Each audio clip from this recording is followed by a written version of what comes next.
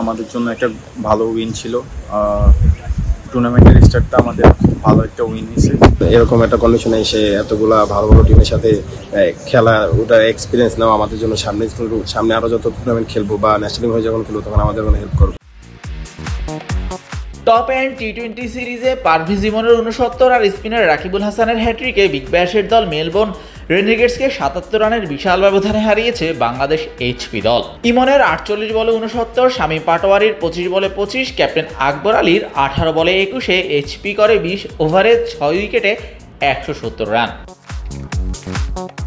অস্ট্রেলিয়ায় বাংলাদেশ সেভাবে খেলার সুযোগ একদমই পায় না। সেখানে এমন সুযোগ কাজে লাগানো কিংবা এক প্রান্ত আগলে রেখে পারভেজ ইমনের এই ইনিংসের গল্প শুনতেই হচ্ছে।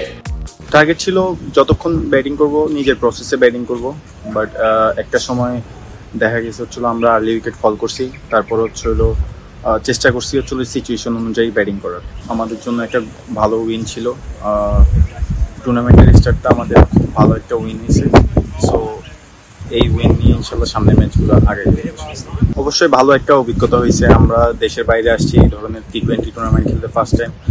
বিগ ব্যাশের টিম ছিল, তো ওদের সাথে আমরা একটা ভালো জিতছি। অবশ্যই আমাদের অভিজ্ঞতা সামনে কাজে লাগবে। পারভেজের বড় ইনিংসের দিনে 3টা করে উইকেট নিয়েছেন পেসার রিপন মন্ডল এবং স্পিনার রাকিবুল হাসান, আর স্পিনার আলিস আল ইসলাম নিয়েছেন 2টা উইকেট। রাকিবুল করেছেন হ্যাট্রিক। বিরুদ্ধ কন্ডিশনে কোন প্ল্যানে এগিয়েছেন বাংলাদেশের বোলাররা? নর্মাল যে প্ল্যান থাকে ওই প্ল্যানে আমরা বোলিং করছি। ক্যাপ্টেনের প্ল্যান দিয়েছিল বিশেষ করে স্পিনারদের, আমরা আজকে 3 জন স্পিনার ছিলাম। সো আমাদের পার্টগুলো ভাগ করা ছিল, কে কখন বোলিং করবো বা কি প্ল্যানে বোলিং করবো। সো আমরা জাস্ট চেষ্টা করছি আমাদের প্ল্যানটা এক্সিকিউট করার। আর অ্যাজ এ স্পিনার এসব উইকেটের কন্ডিশনে একটু চ্যালেঞ্জ থাকেই। সো আমরা আমাদের স্কিল উপরে বিশ্বাস ছিল, আমরা এক্সিকিউট করতে পারছি। আমরা মনে হয় আমাদের ব্যাটিং বোলিং প্ল্যানগুলো এক্সিকিউট করতে পারছি। আর এই সালে এই প্রথম জয়টা আমাদের খুব দরকার ছিল, আর আমার মনে হয় সামনে টুর্নামেন্টগুলোতে কাজে দেবে জয়টা।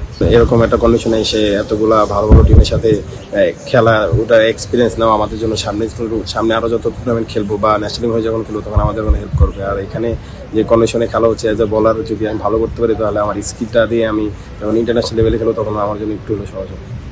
আকবরদের পরের ম্যাচ পরদিনই, অর্থাৎ সোমবার। প্রতিপক্ষ তাসমানিয়ান টাইগার্স। এই স্টেজে দলগুলো খেলবে মোট 6টা করে ম্যাচ। শাহরিয়া শাওন, স্পোর্টস বাংলা।